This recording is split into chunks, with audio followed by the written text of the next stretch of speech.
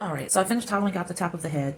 Now I'm taking the ball tool and just rolling it around on the inside, compressing the hollowed out areas.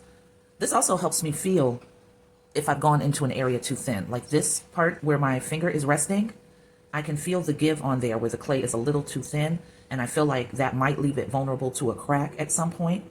So I'm going to go ahead and score the inside with the serrated edge tool and add more clay to that area. So you cross hatch to give it some texture, and I'm going to pull from the softened clay that I use in a pile that hopefully you can see right here. I'm pointing to it with my hand way in the corner of the screen. So I'm taking this very, very soft clay and pressing it into that area to make that wall thicker. Now I was using the pointy end of this tool. God, that's goopy. Hold on. Cleaning it off on the edge of my desk a little bit because I'm sloppy. I just, I go through, clean it up that way, and then I scrape it off and put it on the pile where it's supposed to be. That gives you a better look at this tool.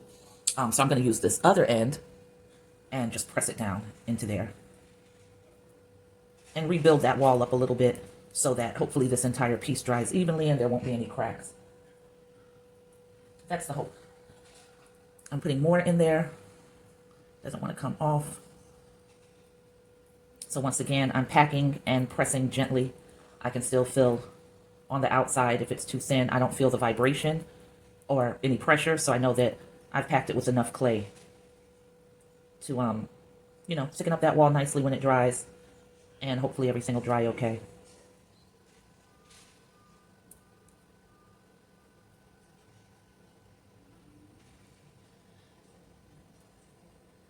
All right, now I'm going to try something a little bit different this time. Normally I use the slurry out of the bowl right here that all my tools are resting on. I'm just going to sit this here, lift open the bowl, and you can see how clumpy this is. That's because I didn't prepare it beforehand. But if I take this tool and spin it around, actually I might not have to try something per se different. Normally when the slip has been sitting for this long and it's this consistency, I make it a little more watery, but I don't think I'm going to do that. I think I'll keep it at this consistency, and I'm going to combine the slip, which is in this bowl, with the very softened pieces. If you can look at my hand over in the corner of the screen again, I'm going to use both of them. And normally I only use the slip from the bowl.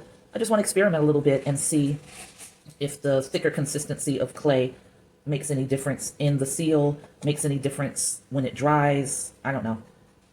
But I'll remember, well, because of this video, I don't have the best memory, but I will be able to look back and see exactly where I split this piece.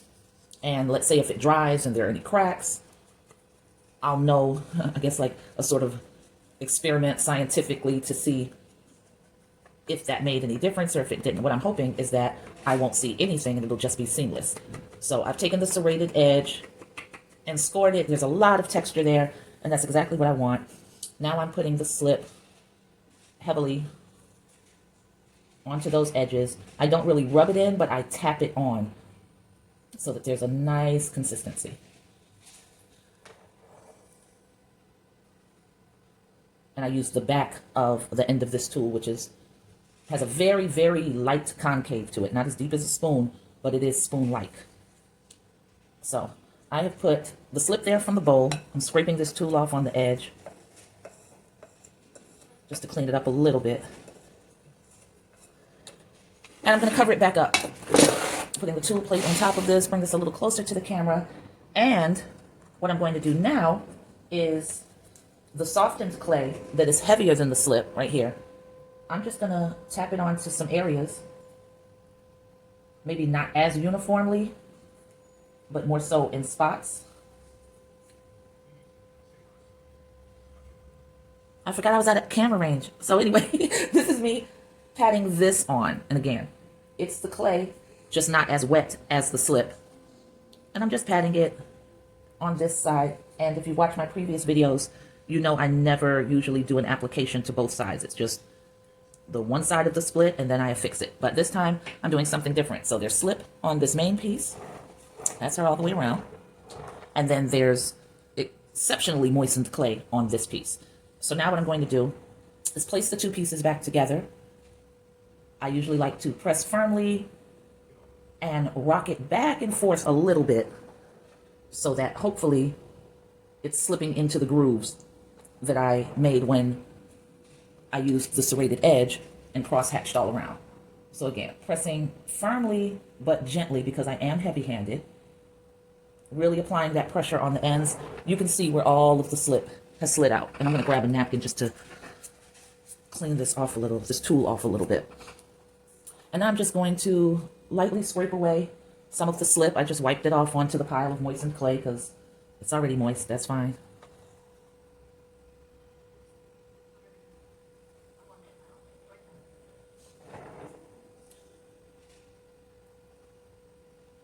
All right. Wiping this tool off on the edge of the table. You can't see it, but that's what's happening because that's how I get down. And I'm just going to take and rub it with my fingers right at that seam line just because I want to see what's going on clearly and if the two parts aren't flush up against each other. And they look pretty good. I'm still going to apply pressure to the chin, the bottom of her head right here, and apply pressure to the top. And I'm just going to push them together. No more slip has really come out of that area. So I think it's fused together as much as it's going to be. Now I'm doing the same thing, just working all the way around, pressing those edges together, removing with my finger any slip that comes out, pressing the edges together. This is another edge now a little bit lower because I very rarely make symmetrical cuts with the wire tool. Now slip came out of there, and that's fine. Just wipe it off with your finger, pressing these two edges together, wiping it off with my finger, pressing edges together. And I just work all the way around like that. And I could be wrong, but I feel that once you're not seeing slip escaping, you've pretty much got it sealed in. Now, of course, it could be escaping to the hollowed part on the inside. But guess what? I can't see that. Neither can you. So I just have to hope for the best. And I just have to hope that what I'm doing on the outside is solid enough that it's not going to affect anything on the inside, that once the drying happens or once it goes into the kiln, it ends up being visible. So right now, I'm blending the clays together. I'm going to use this tool because I want a straighter edge. So I'm blending the clay together, trying to get rid of a seam line. Also, I'm not concerned about if I'm following exactly the way it was because I know that I'm going to be removing part of this afro. I feel like for her face to be upward, a little more forehead needs to show in this area.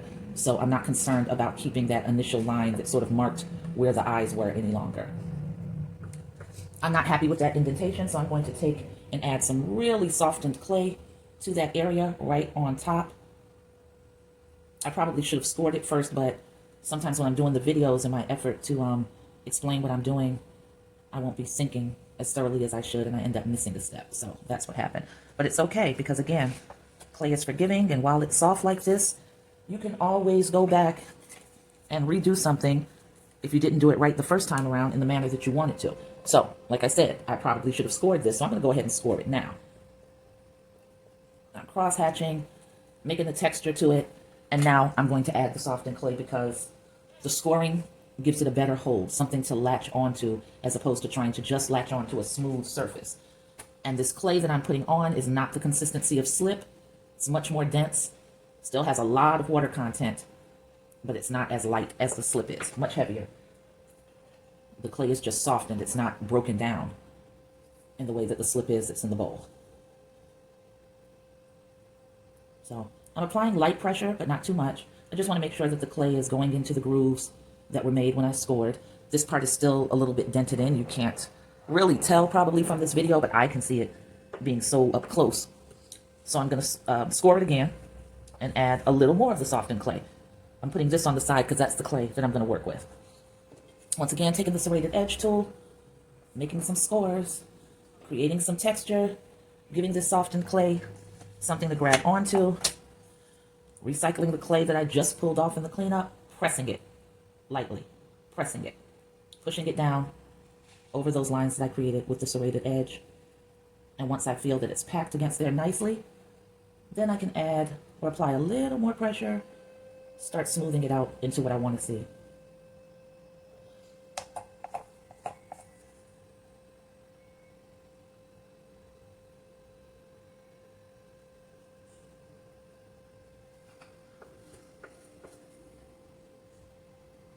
All right, that's good to go. Now I'm going to take this tool and start removing a little bit of her FRO. I probably should have used this edge, the triangular one, because I think it'll get me the best results. So I'm just starting to scoop that away a little bit so I can rebuild that forehead area.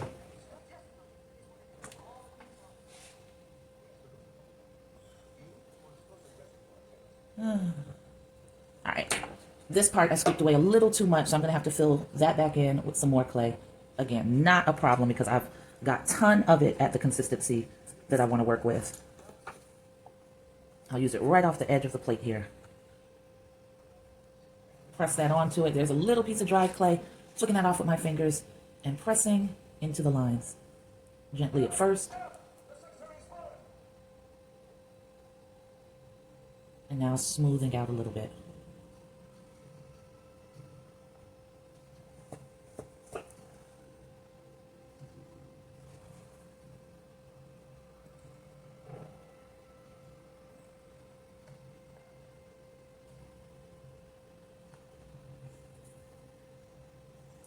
I'm much happier with that. I really felt like she needed more forehead with it going back.